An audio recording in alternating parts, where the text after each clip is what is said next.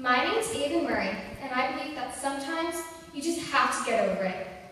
I've known this practically all my life, but I haven't really understood how to actually do it until recently. We spend so much time worrying about things, but my question is why? More than half the stuff that I personally think about and argue with myself over doesn't even really matter, and I definitely couldn't change almost any of it even if I tried. Have you ever wasted time and energy worrying about something that turned out just fine? I think we all have. So why do we worry? Maybe it's just what makes a human human, the urge to have control over every situation. Maybe it's because we can never feel completely at ease. There's always something to fuss over and stress about. The unfortunate thing about that is that nobody will ever have complete control of everything. No matter how hard you try, you will never get to the level of being able to predict what things may come, what others will do, or how to steer the course for a perfect life. So, when things don't happen the way we want them to, we just have to get over it. This has been my mom's personal motto for many years now, and she never misses an opportunity to remind me. She always talks about resilience, being strong enough to pick ourselves up when we fall, and also how we should let all the little things slide off us. There are many ways to approach getting over something, like putting it into perspective, realizing that you can't change it, or even just to stop thinking about it altogether. Sometimes it's good to talk about it to someone you trust, but be careful, because this isn't always going to make you feel better.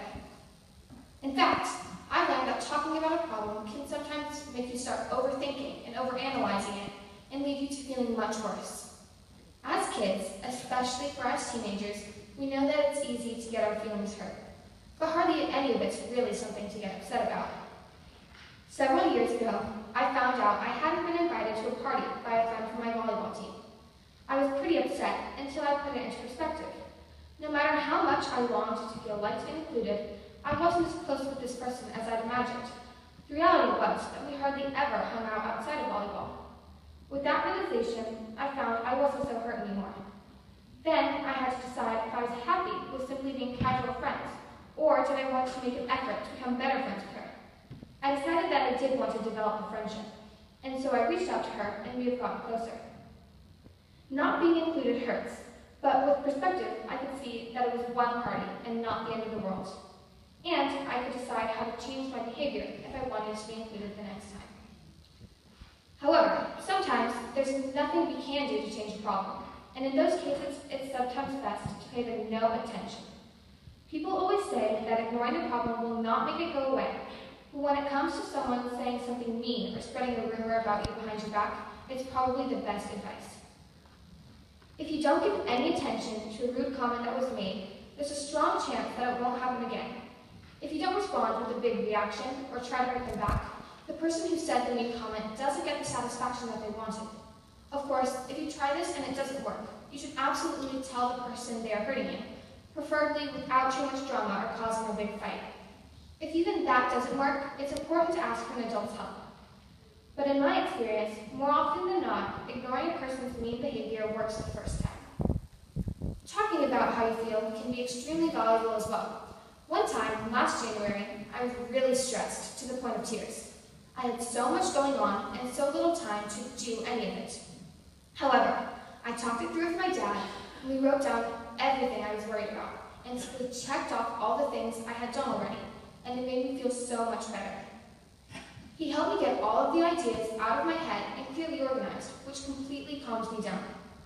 In the story that Maya read today, Jesus is giving his disciples really great advice. He's explaining to them how even though the plants and animals around them don't have as much control over the situations as we do, they still survive. They even flourish. This sermon demonstrates what to me is a vital piece of information. You do not always need to have complete control. As long as you have faith, everything will work out, and I believe that that's what Jesus was trying to convey in his talk. In conclusion, worrying and nursing hurt feelings are very negative ways to spend your time and energy. Try to remember that when you're upset or nervous about something. Instead, ask yourself, what are the ways you can try to get over those negative feelings? Which ways work best for you and for the situation? Whether it's to stop thinking about the problem, talking it out with somebody, or just simply putting it into perspective, you're sure to feel better than if you continue worrying. Most things are simply not as big a deal as we think they are. about, and will look back at them later and wonder why you were so worked up. So, as my mom always says, let the little things slide off you, pick yourself up when you fall, and when you find yourself worrying, find a way to get over it. I promise, everything